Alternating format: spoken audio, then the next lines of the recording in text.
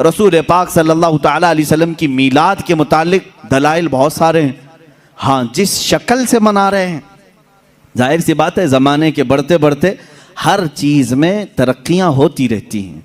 सबसे बड़ा सवाल सुन्नियों से यही किया जा, सहाबा ने मनाया था, ताबईन ने मनाया था, औलिया ने मनाया था, ये तो अब के ज़माने में मनाया जा रहा है। जुलूस जो है इसकी तारीख़ आला हज़रत फ़ाज़िल बरेलवी रहमतुल्लाह ताला अलैह ने भी फरमाया। 8वीं सदी हिजरी में बाज़ शाकान रसूल ने जुलूस निकाल कर अपने आका की बारगाह में खिराज अकीदत पेश किया, लेकिन उस वक्त मौजूद उम्मत के सारे उलमा ने उसको बुरा नहीं समझा, उसको ख़राब नहीं समझा। बहरहाल मैं आपको बताऊं, सहाबा ने मनाया था, ये बार बार सवाल करते हो। ताबईन ने मनाया था, अरे मियाँ वो तो रोज़ मनाते थे मेरे आका की मिला, तुम तो 12 रबीउल अव्वल साल में एक बार कर रहे हो। सहाबा रोज मनाते थे। मीलाद का मतलब क्या है?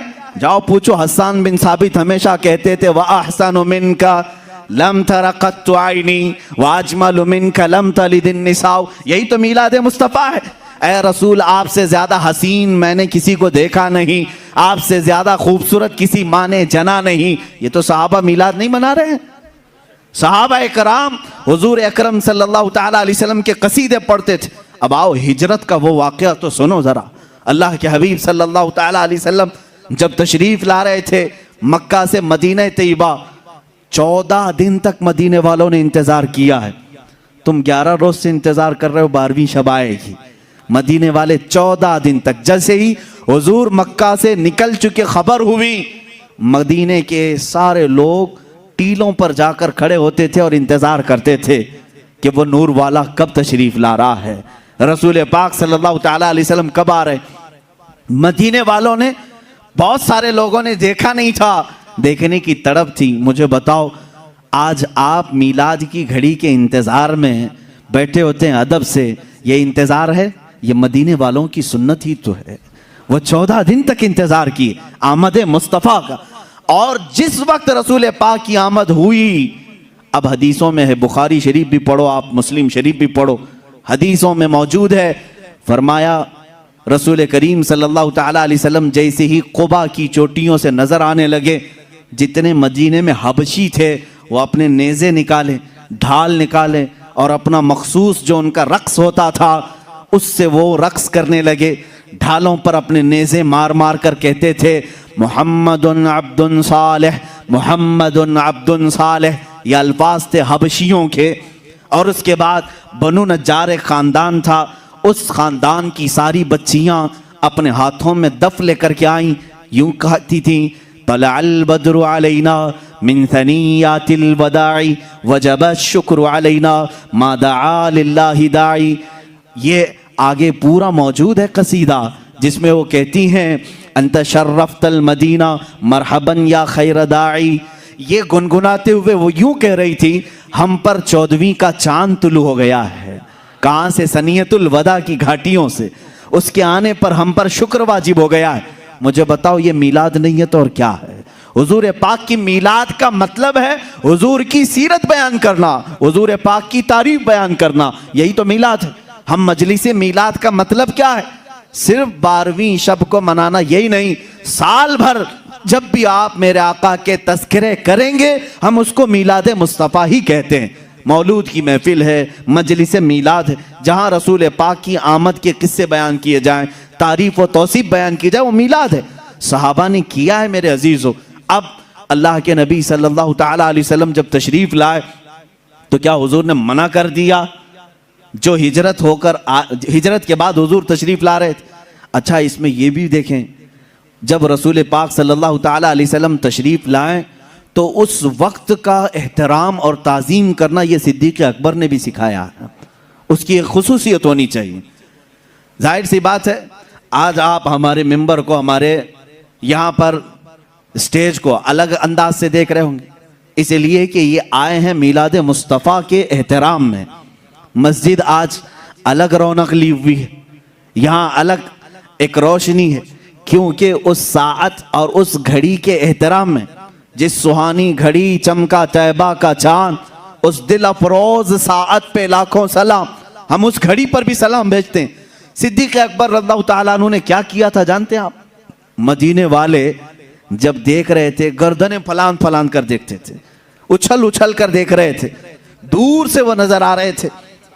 आने वालों में दो लोग थे, हुजूर पाक सल्लल्लाहु ताला अलैहि वसल्लम और हजरत अबू बकर सिद्दीक। सैयदना अबू बकर सिद्दीक रज़ियल्लाहु ताला अन्हु का इश्क और उनका अदब भी तो देखें।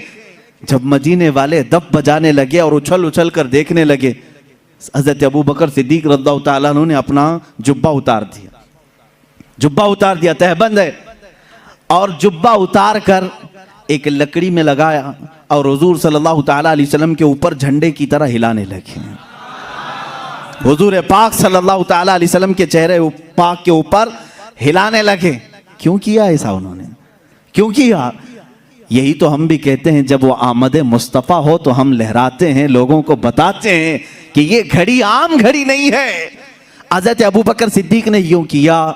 हुजूर पाक सल्लल्लाहु ताला अलैहि वसल्लम ने उनसे पूछा भी, अबू बकर इतने दिन से मक्का से चले यहाँ तक पहुंचे, वो आपने जुब्बा उतारा नहीं, लहराया नहीं, मदीना करीब आया और तुम ये अपना जुब्बा उतार करके लहरा रहे हो। सिद्दीक अकबर के इश्क को लाखों सलाम, अदब व एहतराम को लाखों सलाम। अर्ज करते हैं, आका बहुत सारे मदीने वालों ने आपको अब तक देखा नहीं, मैं ये सोचता हूं कहीं वो गलती से मुझे रसूल ना समझ लें। मैंने अपना जुब्बा उतार दिया है ताकि मदीने वालों को पता चले आका और है, गुलाम और है। झंडे लहराते हैं तो पता चलता है आका तशरीफ ला रहे हैं। ये सिद्दीक अकबर ने करके बताया है, जब रसूल तशरीफ ला रहे हो तो झंडे लहराए जाते हैं, इसलिए कि उस घड़ी का अदब हो, उसका एहतराम हो। मदीने वालों ने देखकर ही पहचान लिया, जो लिबास उतार कर आ रहा है वो गुलाम रसूल है, और जिसके सर पर झंडा लहरा रहा है अगर से जुब्बे का हो वो मुहम्मदुर रसूलुल्लाह है। मेरे आका सल्लल्लाहु ताला अलैहि वसल्लम के आने का अदब और एहतराम मदीने वालों ने भी किया था। अब मैं ये कहता हूँ कि जिसे मदीने वालों की खुशकिस्मती मिली वो मेरे आका की मिलाद मनाएगा और मदीने वालों में उसका हशर भी होगा, क्योंकि मेरे आका ने फरमाया है, मन तशब्बह बिकौमिन फहुवा मिनहुम, जो जिस कौम की आदत को अपनाएगा दुनिया में, क़यामत के दिन वो उसी कौम के साथ उठाया जाएगा। ऐ वहाबियो, तुम मक्का के इब्लीस के साथ गम मनाओ और तुम्हारा क़यामत के दिन हशर उन्हीं की जमात के साथ होगा। हम आज कुमकुमे भी लगाएं, झंडे भी लहराएं, 12वीं शब को अलल ऐलान कहें कि आई नई हुकूमत, सिक्का नया चलेगा, आलम में रंग बदला, सुबह शबे विलादत, हम इस फख्र के साथ कहेंगे, इसलिए कि मदीने वाली कौम के तरीके पर हमने किया है। और रसूल ने फरमाया, जो जिस कौम की मुशाबहत करता है क़यामत के दिन वो उसी के साथ उठाया जाएगा। फ़ख्र करो, क़यामत के दिन इंशाअल्लाह हम सब मदीने वालों के साथ उठाए जाएंगे। मैं आपको ये सफ़र मुबारक भी बता दूं, जो हमारी आदत है, हम रसूल पाक का शजरे पाक भी तिलावत करते हैं। अल्लाह के हबीब सल्लल्लाहु ताला अलैहि वसल्लम के शजरे पाक की तासीर भी ये है, अल्लाह ताला उसके ज़रिए से ज़ुबानों में सलासत अता करता है, रिज़्क़ में बरकत देता है। इसलिए कि हमारे आपके दूसरों के नसब का तो छोड़ो, कायनात का जो सबसे अफजल व आला रसूल है उसके शजरे नसब में बड़ी तासीर है। मैं आपको ये बताऊं, इस नूर ने जो मंजिलें तय की, रसूल पाक सल्लल्लाहु ताला अलैहि वसल्लम की ये जो मंजिलें हैं, जबीन आदम में आए, अब जब दुनिया से, जब जन्नत से उतर कर दुनिया में आए, रसूल पाक सल्लल्लाहु ताला अलैहि वसल्लम का नूर लेकर के ही दुनिया में आए। यहाँ जब आए 350 साल तक हज़रत हव्वा से अलग रहे, फिर उसके बाद मुलाकात हुई, हज़रत आदम अलैहिस्सलाम की तौबा भी कबूल हुई मुस्तफ़ा करीम के वसीले से। हुज़ूर पाक सल्लल्लाहु ताला अलैहि वसल्लम के वसीले से ही आदम अलैहिस्सलाम की तौबा कबूल हुई। अल्लाह रब्बुल इज़्ज़त ने दोनों को मिलाया, शोहर और बीवी को, जिनका निकाह जन्नत में हो चुका था। दुनिया में आने के बाद 350 साल तक मिल नहीं सके, लेकिन अरफात के मैदान में दोनों की मुलाकात हुई। अब उसके बाद सिलसिला चला। आदम अलैहिस्सलाम की उम्र मुबारक तकरीबन 1000 साल की हुई। कितने? 1000 साल की। बेशुमार औलाद आपकी हुई। आपकी औलाद में एक होनहार और सालेह फर्जंद पैदा हुए, जिनका नाम शीस रखा गया, वो भी नबी हुए। जब हजरत शीस अलैहिस्सलाम पैदा हुए तो आदम अलैहिस्सलाम की पेशानी में हल्कापन आया, शीश की पेशानी चमकने लगी। हजरत आदम अलैहिस्सलाम समझ गए नूर मुस्तफ़ा मुंतकिल होकर शीश की पेशानी में आ गया है। हजरत शीश अलैहिस्सलाम की जबीन मुबारक चमकती थी। मेरे अजीजों, ये चमक जो है हुजूर के सारे आबा व अजदाद में पाई गई। सारे हुजूर के जितने बाप आदम अलैहिस्सलाम तक आते हैं नसब में, सबकी पेशानियां चमकती थी। हजरत शीश अलैहिस्सलाम से ये नूर मुस्तफ़ा सल्लल्लाहु तआला अलैहि वसल्लम यानिश में आया।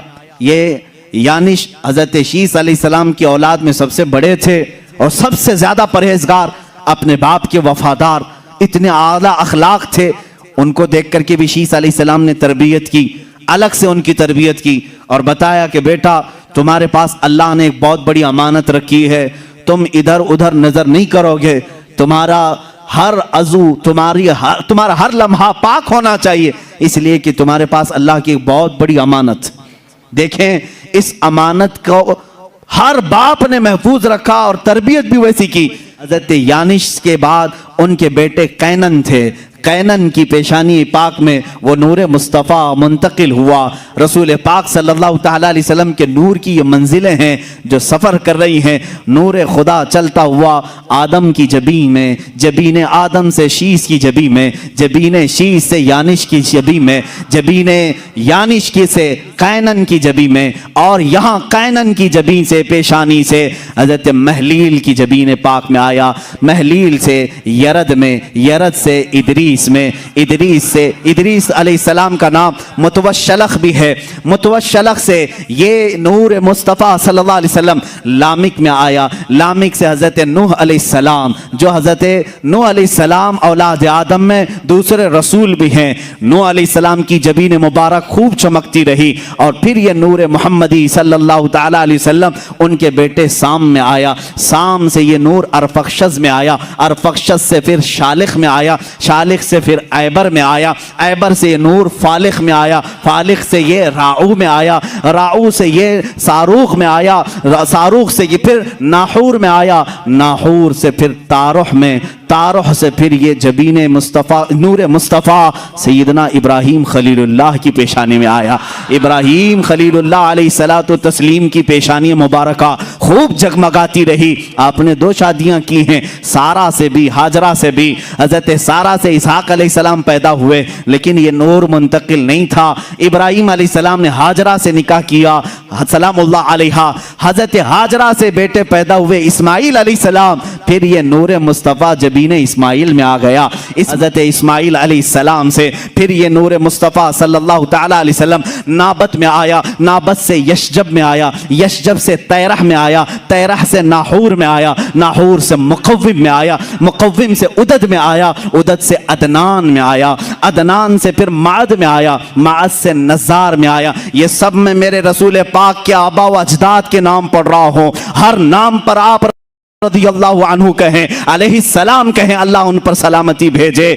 अब मैंने सुनाया अदनान तक ये नूर मुस्तफ़ा मंजिलें तय करता हुआ तशरीफ लाया। अदनान से फिर माद में, माद से नज़ार में, नज़ार से मुदर में, मुदर से इलियास में, इलियास से मुदरिका में, मुदरिका से खुज़ैमा में, खुज़ैमा से किनाना में, किनाना से नदर में, नदर से मालिक में, मालिक से फहर में, जिनको कुरैश कहा जाता है, कुरैश से गालिब में, गालिब से लुई में, लुई से काब में, काब से मुर्रा में, मुर्रा से किलाब में, किलाब से कुसई में, कुसई से अब्दे मुनाफ में ये नूर आया।